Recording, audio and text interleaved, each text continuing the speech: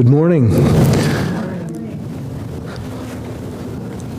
Am I on? Yeah, okay. It's working. It's been a while since I've had this contraption on. I am happy to fill in. It was kind of a last-minute thing. I'm sorry for the reasoning that Ray and Sandy are struggling with viral things, but I have some thoughts. I have a few notes written out, but just some things that have been on my heart that I'll share in a moment. I was watching several songs on YouTube yesterday, and any of you remember Simon and Garfunkel? They did a little concert in Central Park, and there were 500,000 people there. At one point, Art says, it looks like we packed the place, and just as far as you could see. And I thought then of how much more important this little fellowship is that praises weekly the God of the universe. It doesn't matter how big the crowd is. And those guys are great musicians, but it's all so temporary. And where does it lead? And it's over. Luke, to you, I will tell you that when I was 21 years old and away in college for the first time in an apartment, I could literally hear my dad's voice in my head, shut the refrigerator door. So I've had that struggle too. Ray has been teaching from Revelation 13, and I just a bit of review to start. He, in Revelation, in the middle of the book, in chapter 12 and 13, God sort of says, time out, let's look at some history of my struggle, or Satan's struggle with me, rather, and let's talk about the players that are going to be in this future government. We're not going to, you don't need to turn there, we're going to be in the Old Testament in a moment. But in chapter 13 that Ray just went over, God lays out the three principal people of the future of this domain. There was a dragon that stood on the sea that he mentions, Satan. There was a beast that came out of the oceans of the world. So he's a Gentile. And there was a beast that came out of the dry earth and had horns like, but looked like a lamb, a Jew. And those three people, God says at the end of the chapter, this is how you figure this out. They have the mark of 666, which is the mark of man. Because the number 6 is always that number, not quite the 7, which is divine. 7 through the Bible equals rest and completion, and 6 is the work week, is the toiling week, is the week that never quite achieves perfection. And so that's what he's telling us. And Satan sets up this trinity and sets himself up as God to imitate God, is what's going on. And we're going to talk some about the Trinity today in a few minutes. That is the key difference between cults and religions of the world. They do not recognize a Trinity, that God can exist that way. And they do not recognize Christ as God. In almost all of them, Christ became a God at some point. It's not that they deny his existence, but they deny his place in the Godhead. The Trinity is very unique. You can see it in very simple ways in nature. Water exists as a gas, as a solid, as a liquid, and yet people will say, well, surely God can't exist that way. In fact, we are hated by some religions because they think we're polygamists, that we worship multiple gods. But that Trinity is so important in God's complete power and really governing us. And we'll see that in a little bit. So if I was going to title this today, I'd call it Two Truths from Moses. There are two things from his life I think every believer ought to think about. And I thought it was time, these will be familiar to you, but we're going to start in the second book of the Bible, Exodus, chapter 18.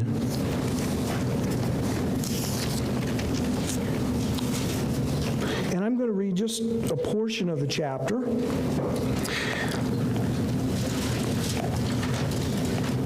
Anybody remember Jethro? Did you ever see the Beverly Hillbillies? Yeah, it's not that Jethro. That Jethro was a lovable knothead. He was not a source of wisdom. This Jethro in the Bible will have wisdom for us.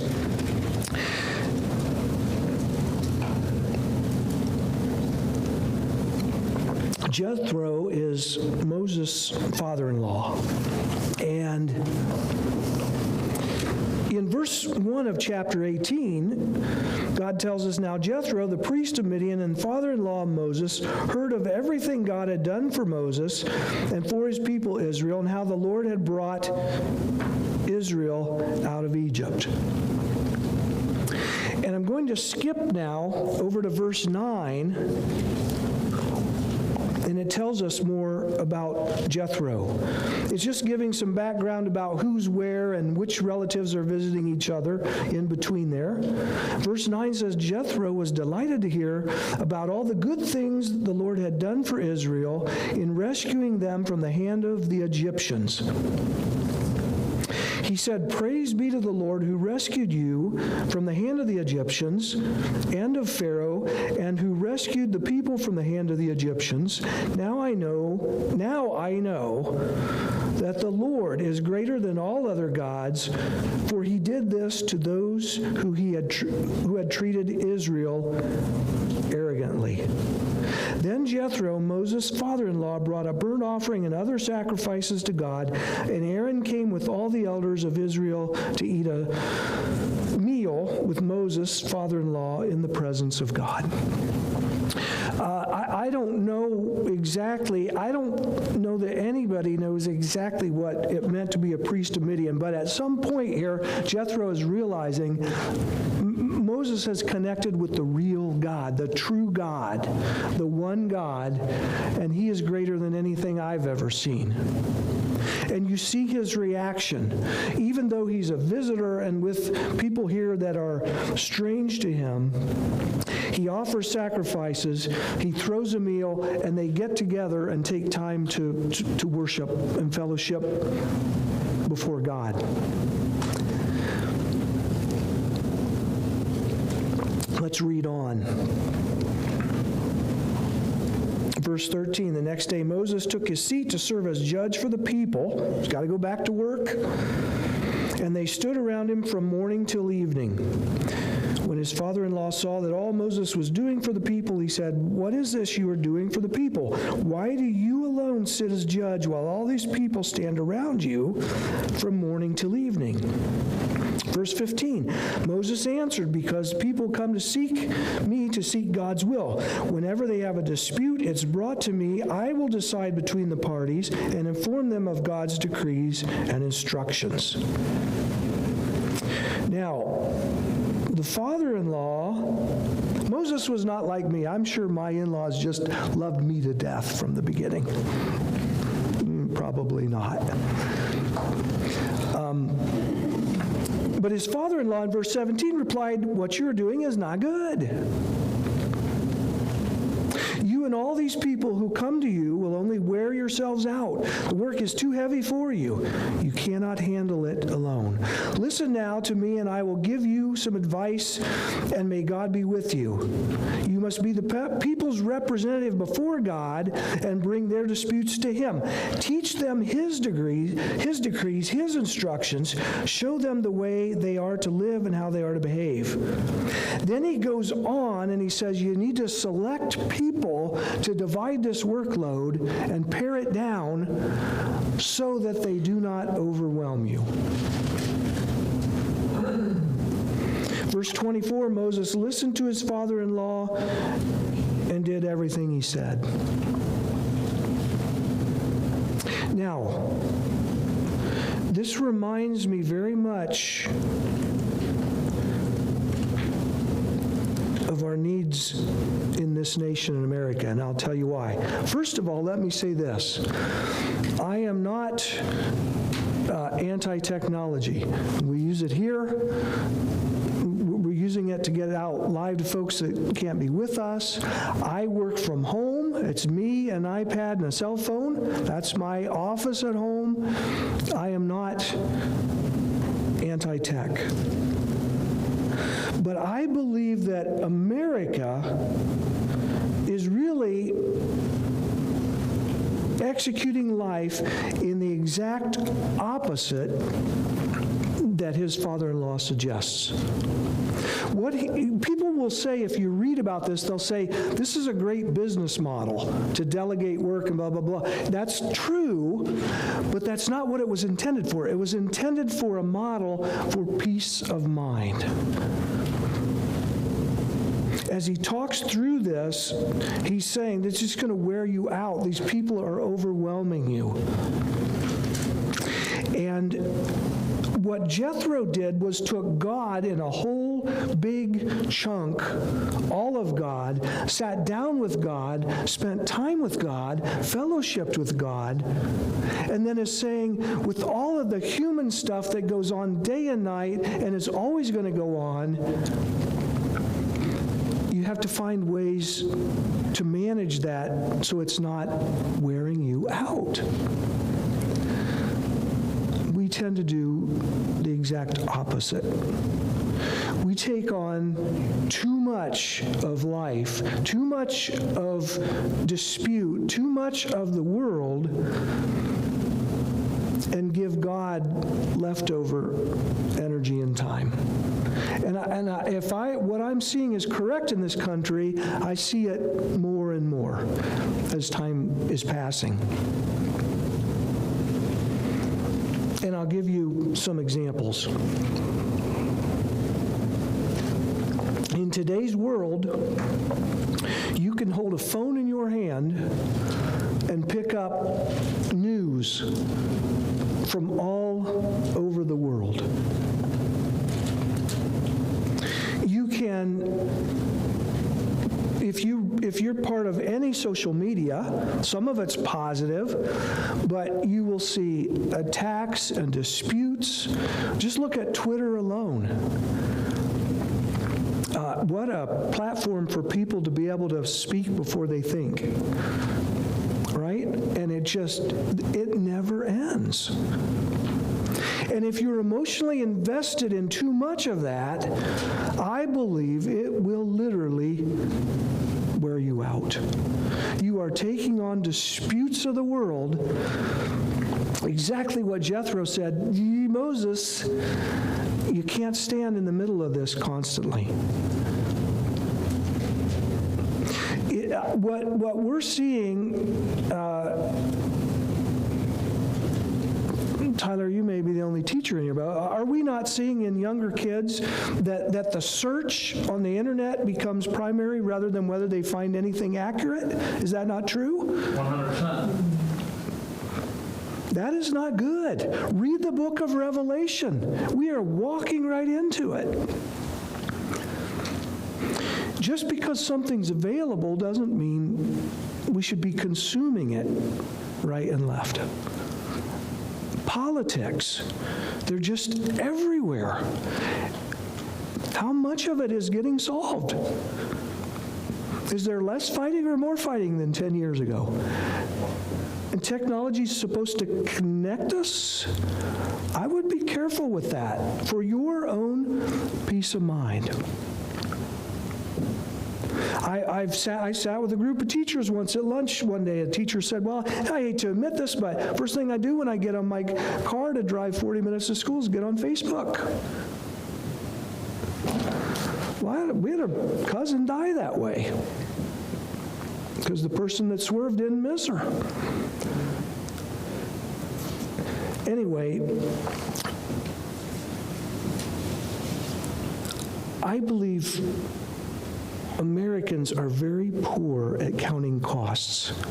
We are the consumer center of the universe. And everything, every bit of advertising we're just drenched in, everything that we set up for media and news in this country, television shows, everything is about consuming. And we're very, very poor on being able to determine, what is this really going to cost me in time, in energy, in my peace of mind, in my money. We're just not very good at it, in my opinion, on the cost end. Jesus said, guy's going to build a tower, he better count the cost beforehand before he starts the project. This has sort of grown like a weed, and I don't think we've managed it very well. We're just too good at consuming in this nation. Efficient people will spend their time and energy on things that they can change and impact. You'll find that with efficient people. And so much of this is not that. I think, as simple as it sounds, Jethro's advice would be well heeded in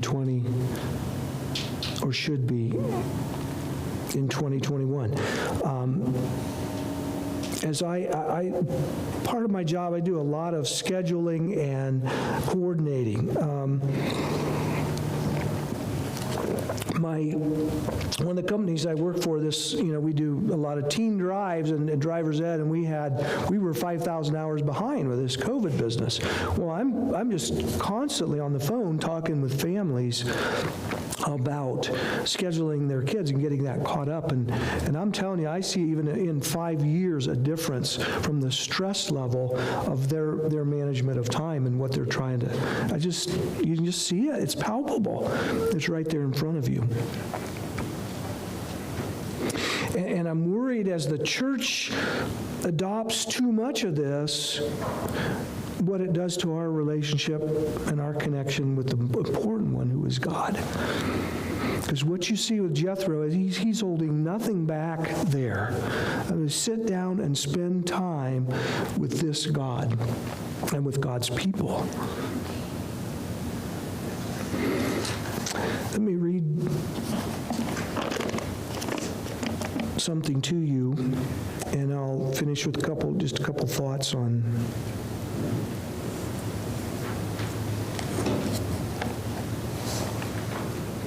this. Finally, brothers and sisters, whatever is true, whatever is noble, whatever is right, whatever is pure, whatever is lovely, whatever is admirable, if it is excellent or praiseworthy, think about such things. That's not generally what I've found on the internet. And part of it depends on your search, what you're looking for.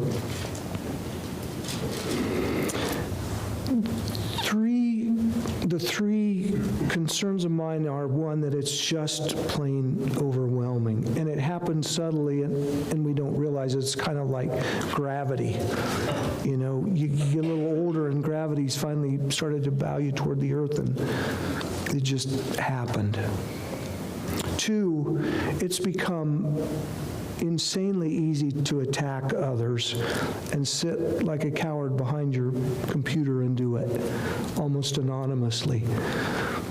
And it is just not good for our world. It's certainly not good for believers. God said if there's an offender, you go to that offender with witnesses and you deal with it in their presence. And in so many cases, that is not happening. We are just, people out there are just thriving on the drama and the attacks. And two, I mentioned briefly, the search is becoming more important than finding anything that's true or accurate. How good is that for us? Kids in school seem to think that, well, I found it, I should get an A. Well, it's wrong. They don't even know how to manage a source, whether it's reliable or not. How different life is now because of a lot of that. But I think being aware of it and looking at it from a biblical stance helps. I can't answer all that for you. Just you, but I think it is good. I do feel comfortable saying, as people that I care about, you should take a look at this and give it thought. That's all I'm saying. I know where my stance would be. I'd put Zuckerberg on a bus with all this stuff and give him a one-way bus ticket to Canada. Sorry, Ray, but that's what I'd do. You may not feel that way, but, still, I think that the truth is there. Jethro had a good thought. And I think he was new to this God thing, but he was he said important things. Take the trivial trials that'll always be there, Moses, and manage those. And give God the wholehearted first. Don't let yourself be worn out by this, because the troubles and the trials are going to be there tomorrow too, aren't they? For all of us? Yep. Not that not that we don't manage them. I'm not saying that, but I think you can easily, with your mind, take on more world than you were designed to have in today's existence. I wholeheartedly believe that happens. So that's one thing from Moses that I've taken to heart. Number 2 is in a couple books into the Bible now, in Numbers. And we're going to be in chapter 17. And I wanted to end on a more positive note.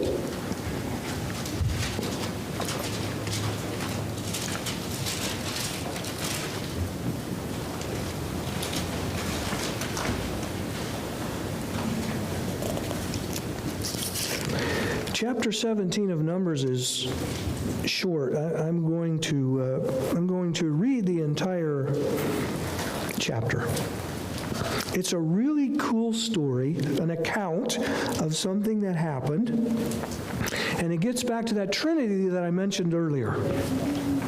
So in Numbers chapter 17, this is what happened just before this, by the way. The grumbling against Moses and Aaron had grown, and God, in chapter 16, it was not pretty, the end that God gave some of those people. He eliminated a bunch of grumblers.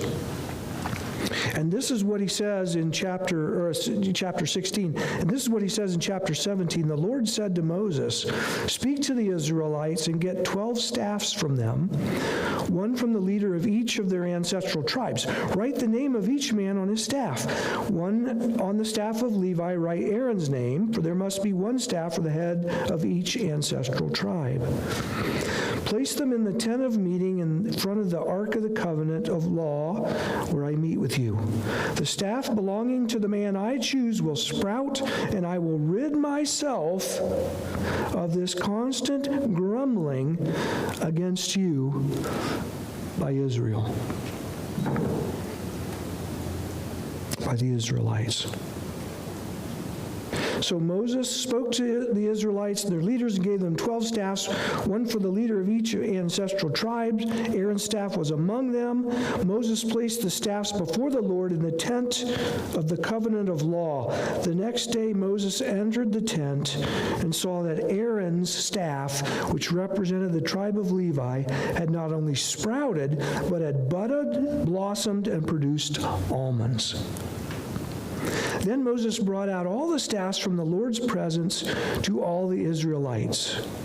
They looked at them, and each of the leaders took his own staff. How would you feel there? You're just given a stick back, and he's got one that's growing into a tree.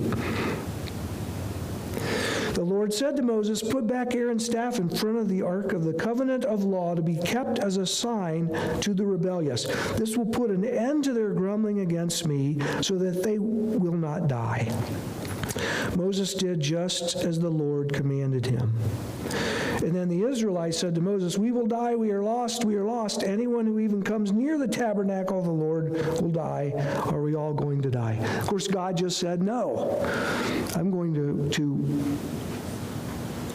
quiet their grumbling, to shut their mouths, so to speak, because I'm sick of them grumbling against you, and I'm tired of hearing it." Now, this takes this grumbling issue and whatnot to a much higher level. I'm going to read another little blurb to you. The first one was from Philippians 4. This one will be from Exodus 4.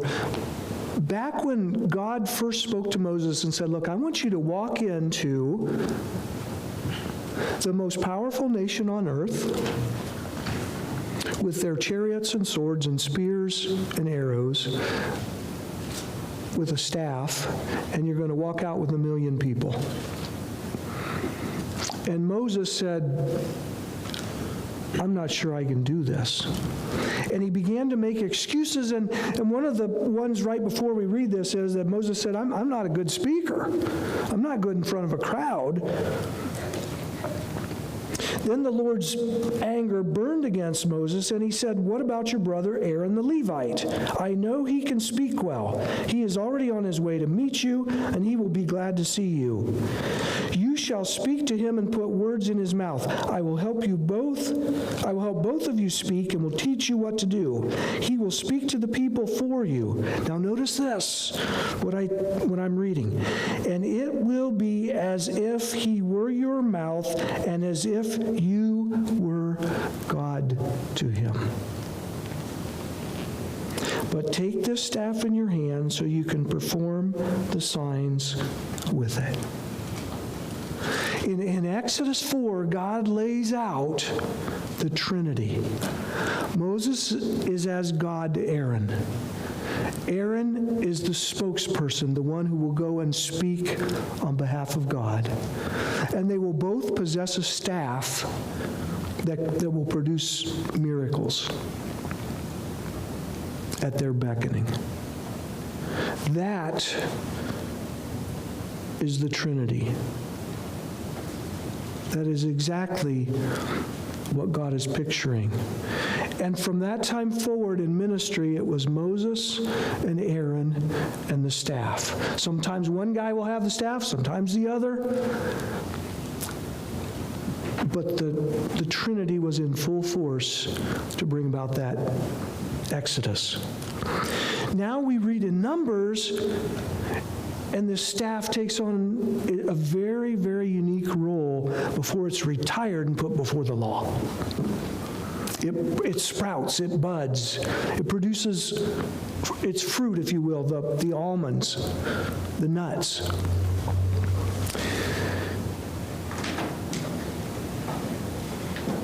Christ was really, truly dead, was he not, in the grave?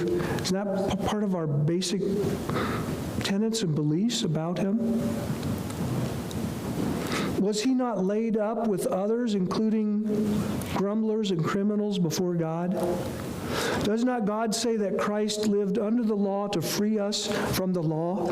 And it was before that law of God. Didn't Jesus say, "I will not leave until every dot of this I, dotted and T crossed in this law is completed"? And then this dead being produced life in front of people, in front of God, in front of the law. That's exactly what God has done with this staff. It was pictured. It was laid up with the criminals. It was presented before God and before the law. And this dead stick that had been got completely from its life source is given new life. And it is separated from the people then and put with God in his presence to wait. That's Christ, right there in that picture. Here's what I want you to know.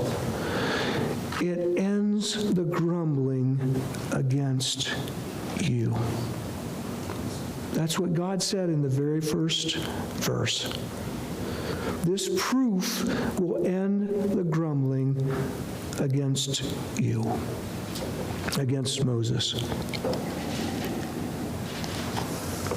Ray in Revelation read about Satan getting hurled out of heaven to this domain, and when he was unsuccessful in rebelling against God, he was unsuccessful in stopping the birth of Christ, he would attack offspring, right? And we are at that bride, that life of Christ. But it's important to know that in his realm, the staff has budded. Christ returned to him with new life, and your accuser has been silenced. When I see people struggling with this, they always take me back to the book of Job, and I understand that.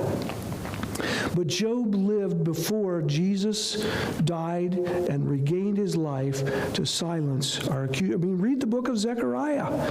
It's right in there. So we should not spend time fighting the grumbling against us. That is a constant truth that we need to keep in front of us. That Satan would love more than to just tangle you in that constantly. Instead, Scripture, Romans 12, Galatians 2, 1 Corinthians 6, that we would live our lives out to glorify what God has done. The grumbling is past. It was silenced. The Trinity has seen to that. And the new life, when you read Revelation as he has been, right in Revelation 5, we sang about the Lion of the tribe of Judah. It's in Revelation 5. John said, the Lion of the tribe of Judah has triumphed from the line of David. And I looked all of a sudden, and it looked like a lamb had been slain, and he was in the midst of heaven. Now, how can Satan go and grumble against you to God when your Savior is in his presence saying, I have the proof? He'll grumble against us, but we need to not give in to that. I've met Christians that are absolutely crushed by that, and it's not necessary. Do we believe that Christ paid for everything? If so, we don't have to be like the Israelites that are worried that God's still going to strike them down. That was the point, to end the grumbling. And I recently revisited those truths from Moses in my life just to make sure I'm getting it. I think they're both very important.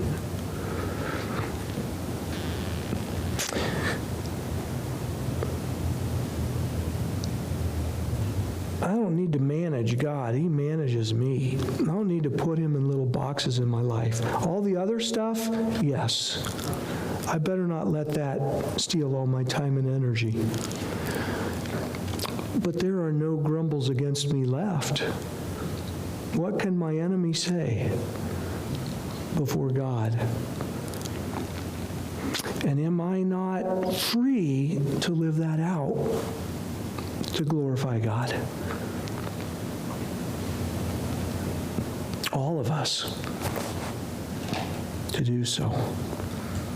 It's a wonderful picture if you've never read much about the budding staff.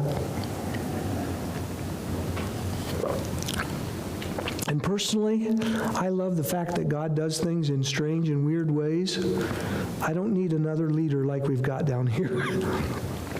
We don't need one more king of this earth. We've got enough of them. He's different. He's better. He's bigger. And he does strange things, and I love it. I'll take it. Thank you, God, for proving yourself in different ways, over and above and beyond.